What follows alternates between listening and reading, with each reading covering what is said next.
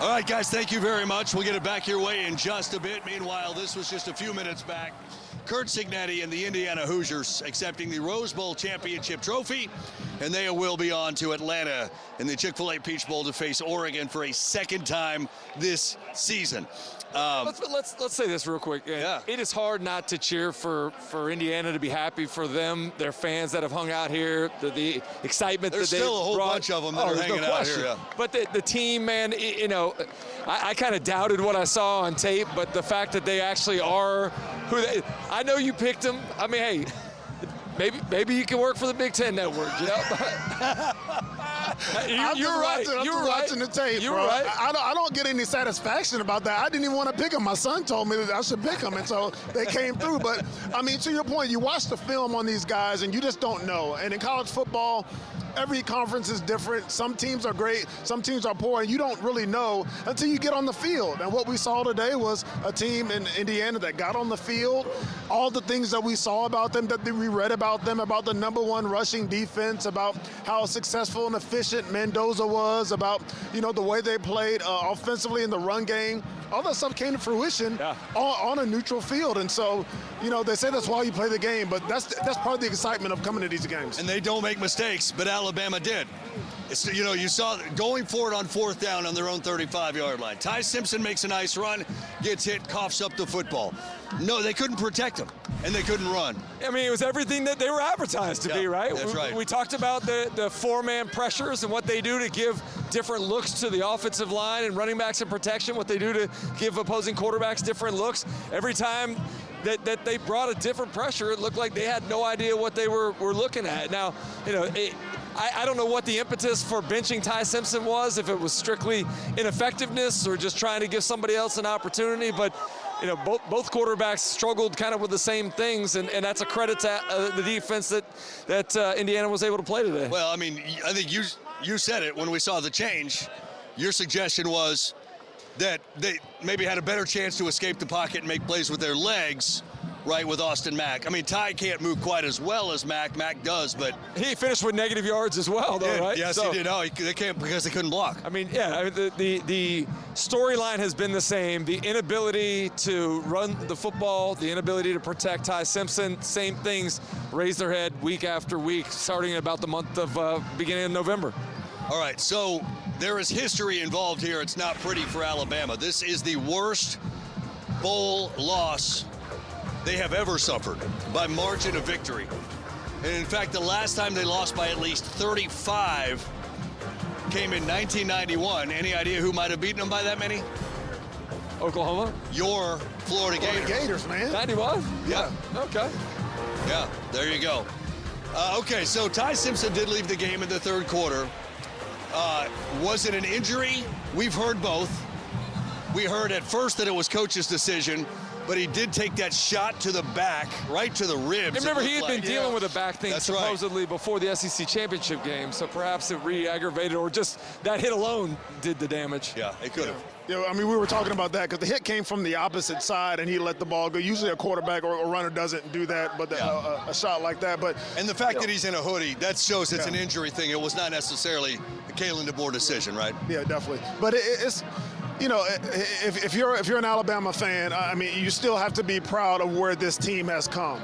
You got to be proud of the way that they fought, the way that they showed resiliency. They win 10 games. They showed improvement, I think, from last year. As frustrating as it may be, and we saw a lot of Alabama fans leaving, but there has to be some sort of understanding that Kalen DeBoer is a winner. I think he's the right coach for this program. I think he's assembling a team that's going to be, they are competitive, is going to stay competitive as well, which is what some of the worries were. And so as disappointing as it is, you look back at the season and say, man, this team from where they came from to where they ended up showed drastic improvement. Now, the problem was consistency. And consistency a lot of times not just has to do with your personnel, your players, has to do with the style of coaching, has to do with the energy of the coaches, has to do with how they teach what they're trying to teach, and everybody understanding the way that we're going on offense and defense. And so there needs to be some tweaks there in Tuscaloosa, but I think overall you look back at the season and say, okay, that was a stepping stone to where we're trying to get back to. That is going to be something we're going to hear about, though. Everybody's going to hear about it. Back-to-back 4-loss seasons, even though the 4th in this case came in the college football playoff, and the third came in the SEC championship game. All right, we're going to get you back to New Orleans after the break. That is it for us. For now, after the Sugar Bowl. You're playing man-to-man coverage, especially versus two-man. Yes. You have to be more perfect, and the windows and the throwing angles, or who you're trying to throw to, you're not always going to win on the outside one-on-one. So you just have to try and work the slots and more in-breaking routes, and it's tough. Yeah, there's no doubt it's really tough. But you talk about defensive adjustments. Yeah. You know, it really needs to make them from the first matchup is Ole Miss's defense. Okay. Why? Because Georgia ran off 17th straight in the fourth quarter? Maybe, but they have to make a lot of defensive adjustments, and I think it has to start with improved communication.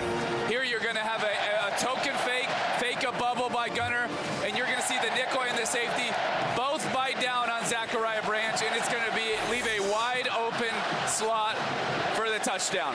This has to be improved in the communication, especially in the red area, and it was 3rd and long. Now, another opportunity. This is another 3rd and long. You got to stay inside and keep leverage. You got to play with leverage. We saw Indiana do it so well today.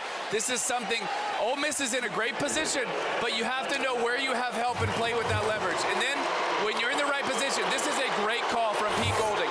I got one for the back, I got one for the quarterback. And guess what? The guy for the quarterback's one of my best players. Make the play. In that moment, your best player's got to make the play.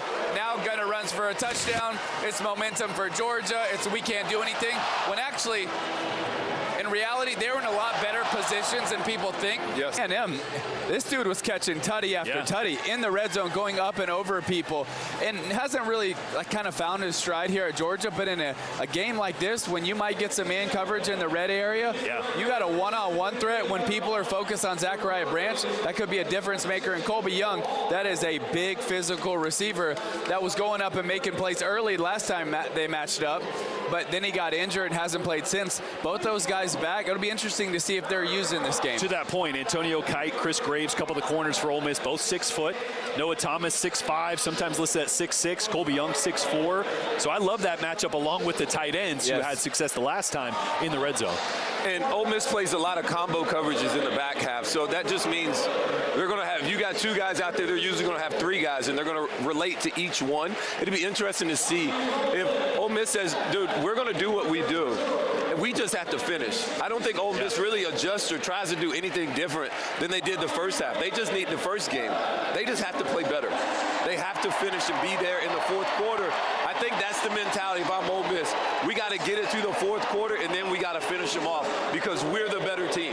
And we had that game in Athens, and we let them off of it. So to that point, you have a new head coach that is a defensive-minded head coach. Ole Miss has had a long history with Lane Kiffin being aggressive, an offensive-type coach. To get it to the fourth quarter, maybe you are a little more risk-averse. Yeah, so you want to be a little bit more conservative. Maybe we punt this time. Maybe we get on the 40. We're not going to go for it. That'll be interesting to see. I want to see that too. The first time that happens, yes. As he goes along. Remember, Joe Judge played a big role the last game against Tulane in some of the decision-making. Obviously, his background as the head coach of the Giants. Pete Golding said he's taken responsibility more so this game for a lot of those decisions that the head coach will make, but he's also still the play caller as well. So that'll be interesting. We got a ton more coming here from the Sugar Bowl. Let's get back to the boys and Dari at the